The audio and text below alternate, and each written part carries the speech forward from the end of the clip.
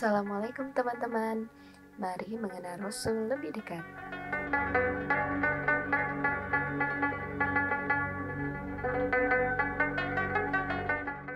Muhammad teladanku menjadi Rasul.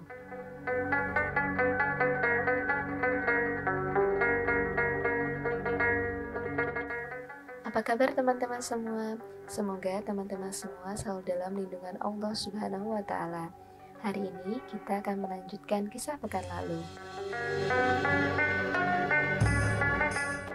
Sebelum kita mulai, marilah kita mengucap basmalah bersama-sama. Bismillahirrahmanirrahim.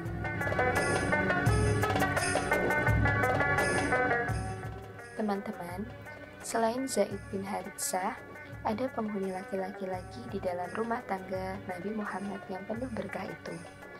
Dia adalah Ali bin Abi Thalib. Mulanya, Ali tinggal di rumah ayahnya. Namun, suatu saat Mekah dilanda musim paceklik. Kekeringan yang mengganas itu membuat kehidupan menjadi bertambah sulit. Abu Thalib yang hidup sederhana sangat merasakan keadaan ini. Apalagi Abu Thalib memiliki banyak putra yang harus diberi makan.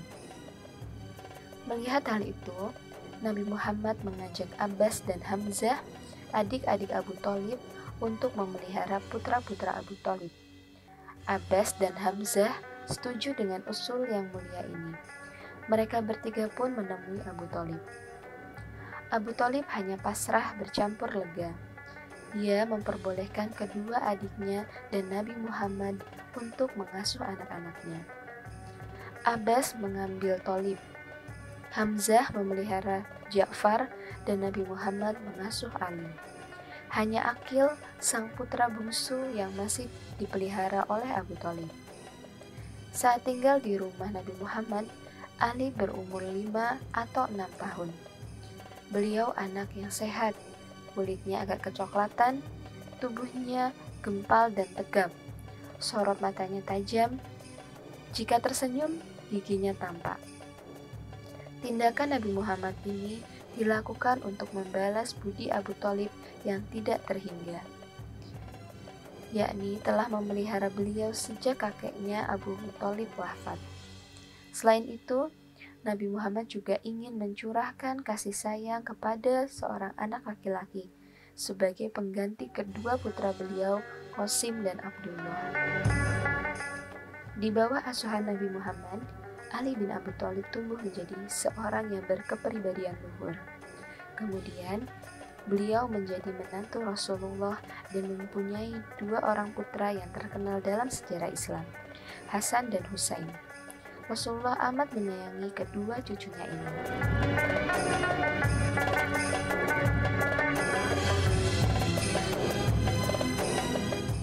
Sejak masa mudanya, Rasulullah amat mencintai anak-anak. Sewaktu pulang dari perang Badar, beliau mengajak Usamah, putra Zaid bin Haritsah, naik unta bersama. Saat itu, Usamah berusia 10 tahun. Rasulullah adalah kakek yang penyayang. Beliau sangat sering bermain dengan cucu-cucunya. Beliau membiarkan Umamah, putri Zainab dan Abu Al-As menarik-narik jubah saat beliau sedang sholat. Bahkan, Rasulullah membiarkan Umamah menunggangi punggung ketika beliau juga sedang sholat.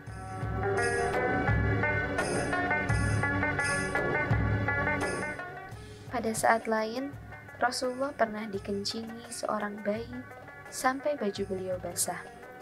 Ibu sang anak merenggut anaknya dari gendongan Rasul dengan keras. Melihat hal itu, Rasulullah langsung berkata, "Air kencing itu bisa dibersihkan, tetapi hati seorang anak yang dipukul akan tetap terluka." Setelah itu, beliau pun melaksanakan sholat tanpa berwudu lagi. Beliau hanya mencipratkan air pada pakaian yang terkena kencing. Teman-teman, ada seorang anak yang sering dikunjungi Rasulullah. Suatu saat, anak itu tampak murung karena burung peliharaannya lepas. Rasulullah pun segera datang dan membuat anak itu tersenyum kembali. Rasulullah juga banyak menghabiskan waktu bermain dengan anak-anak kaum muslimin yang lahir di negeri hitam Habasyah. Beliau tersenyum melihat mereka mengucapkan kata-kata dalam bahasa Habasyah yang terdengar lucu.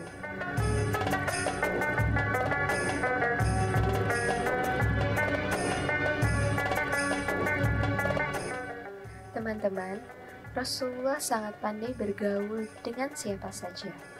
Beliau mempunyai banyak kenalan baik, mulai dari budak sampai ke para pembesar. Rasulullah sangat menghormati sahabat-sahabatnya. Bahkan, banyak di antara mereka yang beliau beri julukan kesayangan. Sebaliknya, para sahabat pun amat menyayangi Rasulullah. Sebagian mereka memberi Rasulullah dengan julukan kesayangan juga. Abu Dzar memberi julukan Khalil kepada Rasulullah. Khalil berarti teman atau kekasih. Rasulullah tidak pernah menolak undangan. Sesibuk apapun, Rasulullah selalu bisa membagi waktu dengan baik untuk memenuhi sebuah undangan. Hal-hal seperti ini membuat beliau amat dihormati dan dihargai lawan ataupun kawan. Rasulullah menjadi orang yang disayangi dengan tidak banyak mengumbar bicara. Sebaliknya, beliau malah lebih suka mendengar daripada berbicara. Rasulullah selalu berkata seperlunya. Kalau berbicara, kata-katanya mengalir lancar dari celah gigi-giginya. Rasulullah selalu bicara ke pokok masalah, jelas tanpa bertele-tele. Jika sedang marah, wajah beliau berubah, tetapi beliau selalu menyembunyikannya dari orang lain.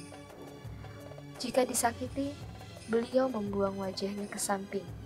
Jika gembira, Rasulullah menundukkan kepalanya.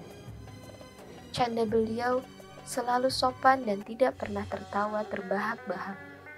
Tertawa beliau hanya senyum.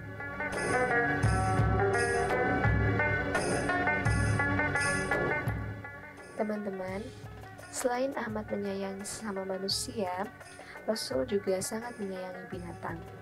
Pada tahun 630 Masehi, beliau pernah berjalan memimpin 10.000 tentara muslim.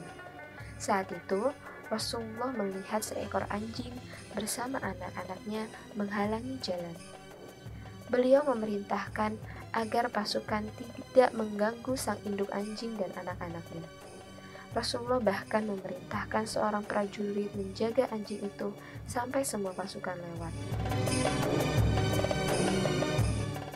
Teman-teman, selain para penyembah berhala, orang Nasrani dan orang Yahudi, masih ada satu kelompok yang lain. Mereka adalah penganut ajaran Nabi Ibrahim. Jumlah mereka sangat sedikit. Hati mereka sangat gelisah menyaksikan orang menyembah batu. Salah satu di antara mereka adalah Zaid bin Amir. Berusaha untuk menasihati orang-orang yang menyembah berhala. Akan tetapi, mereka tidak menggubris sama sekali perkataan Zaid. Bahkan keluarganya sendiri menjadi geram dan gelisah. Mereka pun beramai-ramai mengusir Zaid dari Mekah. Zaid terusir dari negerinya sendiri. Dia terlunta-lunta mencari kebenaran. Dalam perjalanan menuju Syam, dia pun terbunuh di tangan para perampok. Teman-teman, kita tahu bahwa Nabi Muhammad sangat membenci berhala. Beliau lebih dekat kepada ajaran Nabi Ibrahim ini. Namun, hal tersebut tidaklah cukup memuaskan hatinya. Bagaimana menyembah Allah, bagaimana Allah menuntun manusia agar keluar dari kesesatan seperti sekarang ini? Hati Nabi Muhammad semakin gundah karena kemaksiatan semakin merajalela. Teman-teman, sampai di sini dulu kisah pekan ini. Semoga bermanfaat. Wassalamualaikum warahmatullahi wabarakatuh.